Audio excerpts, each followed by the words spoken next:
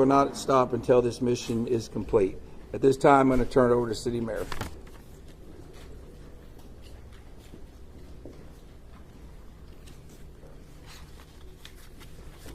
Thank you for being here. I'm Joe Herring Jr. I'm Mayor of the City of Kerrville. I want to reassure our community and those families that the city, the county, the state, and the federal experts are working together, not separately, but as one team. If you go inside the Emergency Operations Center, you don't see silos. You see one team. I want to talk briefly about in-kind donations. The outpouring of generosity has been tremendous, and we are grateful.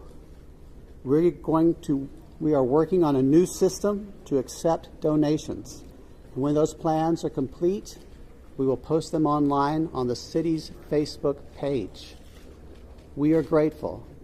We need a new system to handle the generosity of the world. Financial donations can still go to communityfoundation.net. That's the community foundation of the Texas Hill Country. Again, we are grateful for the generosity of the world. Over and over, I've asked you to pray. It occurred to me that I haven't asked you for what to pray specifically. Please pray for those who mourn, for those who wait, and for those who help. Now I'd like to call on Lieutenant Colonel Ben Baker.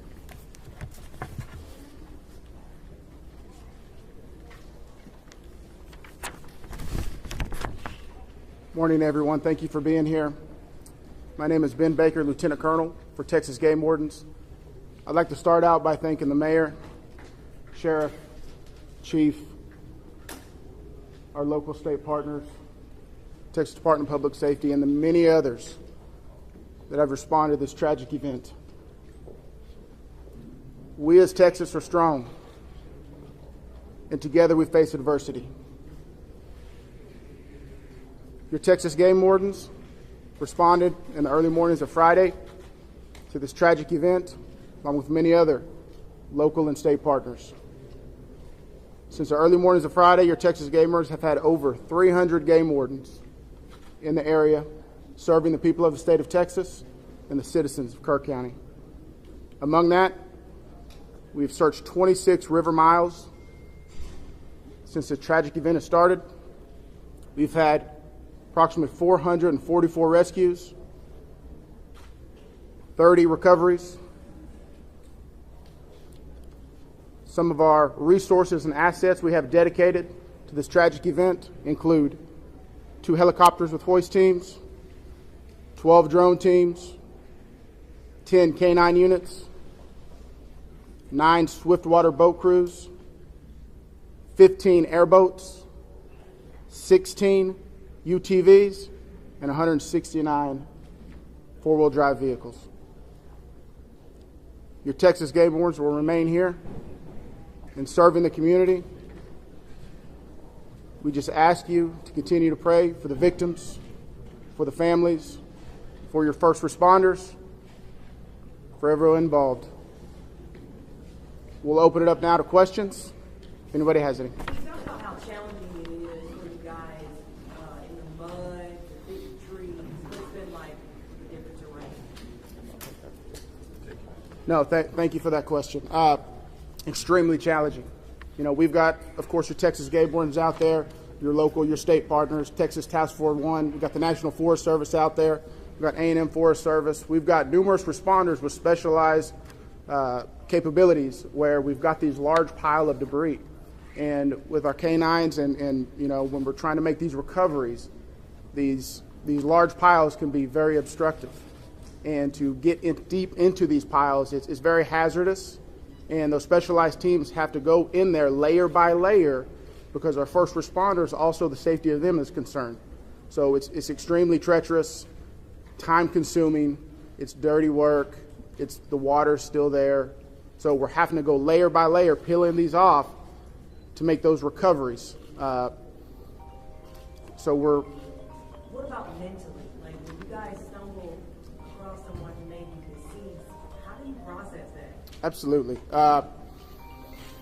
We process it the best we can. We have professionals in place, our crisis intervention team.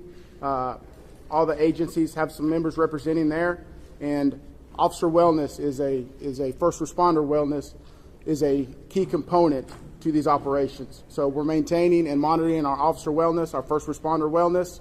We're making sure they have the support.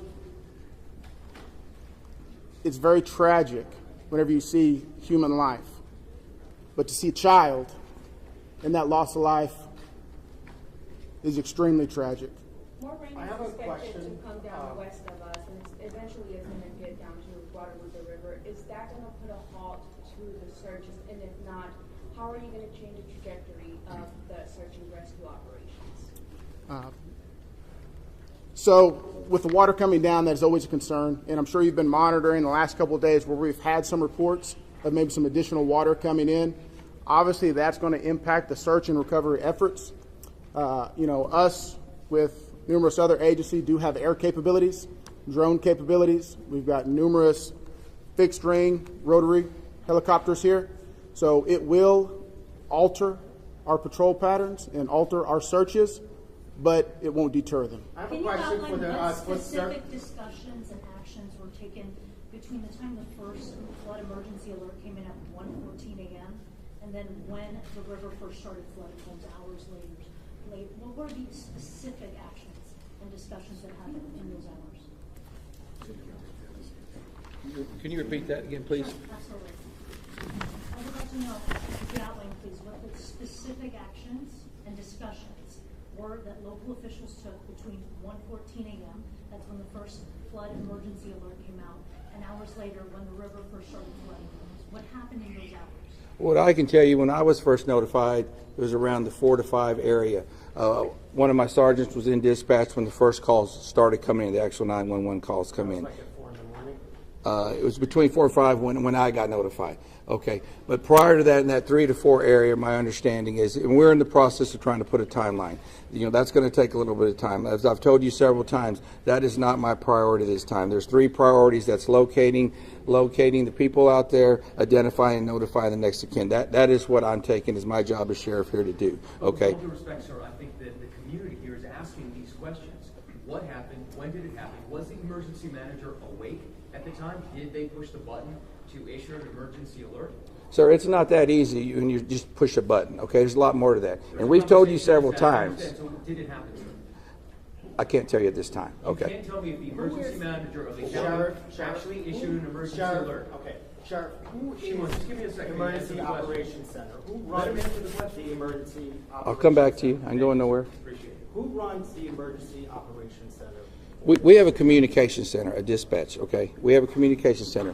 That's where the calls actually go to the police department, then they're forwarded to Right, us. but leading up to this, in monitoring the weather, there's, in any large city, in any state, there's an Office of Emergency Management that is monitoring the weather, that is watching and listening and getting briefings.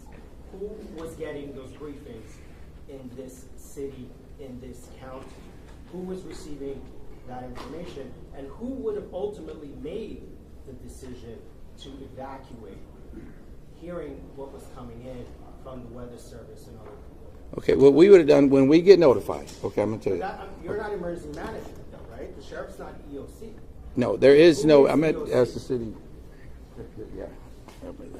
So we understand you have many questions. Right. Hang on. No, I understand, but you're not going to answer the question because that's up to the city manager and the mayor to answer those Correct. It's the questions. county emergency. We understand That's you the have judge. many Where is questions. the judge? The judge is not here. We understand that, but right now, this team up here is focused on bringing people understand that too, home. but there are a number That's of our focus. questions that are All those leading up to questions this. will be answered, but the priority right now It seems like you're is ducking bringing the- people home. We totally understand that, and we value the incredible work that is being done by those first responders.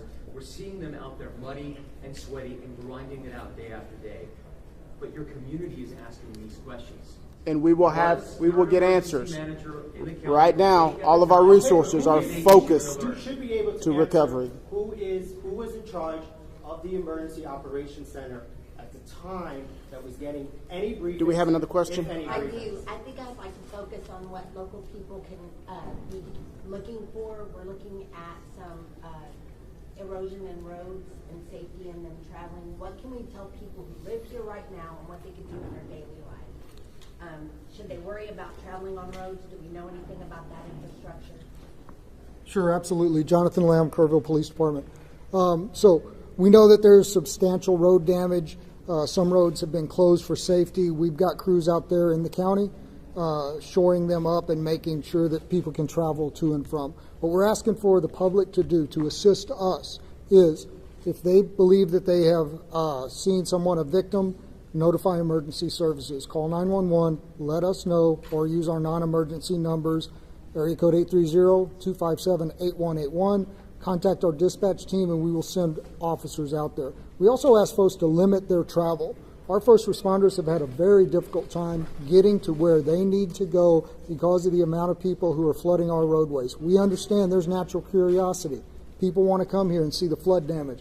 Now is not the time for sightseeing. This operation is ongoing and continuous, and it will continue. I've got time for one more question. Last question. As far as I know, the last live rescue, unless there's new information, and I don't believe there is, was made on Friday. All right, I'm afraid that's going to have to do it for this morning. Can someone answer if the bodies have been released to the families, Sheriff? Excuse me. Have the bodies been released to the families? Some. I mean, they're at autopsy. I mean, They're still missing. We have an estimate among the general population, not just the girls from Mystic, even just credible reports. Is it hundreds still? Is there any estimate among the general population of how many people are missing? I've told y'all several times, it's hard to know that number. No, we don't. I know the numbers that we have found, and that's all I know. You still don't want to tell us who is All right, so we're going to continue our operations. The next time that we're going to be in front of y'all will be at 5 p.m. right back here. If there is a critical update, again, we'll provide that information to you through the contact list that you have provided to us. Thank y'all. We appreciate it.